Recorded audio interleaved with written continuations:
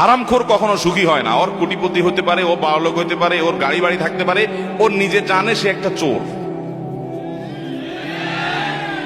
সবাই তারে sir sir বলবে, ও জানে যে আমি স্যার না কি স্যার সেটা তো আমি জানি রে। সব মানুষের রক্ত চোষা টাকা।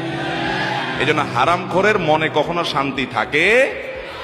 কিন্তু গরিব মানুষ, শিক্ষিত মানুষ সততার কারণে পয়সা বানাতে পারে নাই, এই মানুষগুলো তাদেরকে হয়তো সমাজে আশেপাশে মানুষ দাম দেয় না বা খুব একটা গুরুত্ব নাই।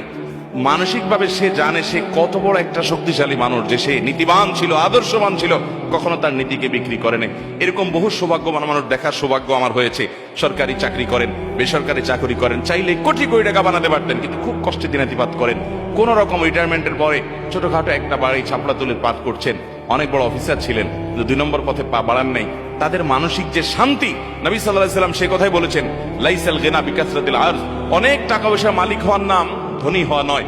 ইন্নাল গিনা গিনান নফস, প্রকৃত ধনী হলো সে যে মনের দিক থেকে সে জানে তার কোনো দুর্বলতা নাই, সে কোনো অন্যায় করে নাই, যেটুকু হয়েছে সেটুকু হ্যাপি, তার অতিরিক্ত ডিমান্ডও নাই, চাহিদাও নাই, চাহিদাকে সীমিত করে ফেলেছে। এ হলো আসল ধনী এবং আসল সচ্ছল মানুষ। তার চাইতে সুখী মানুষ আরেকজন হতে পারে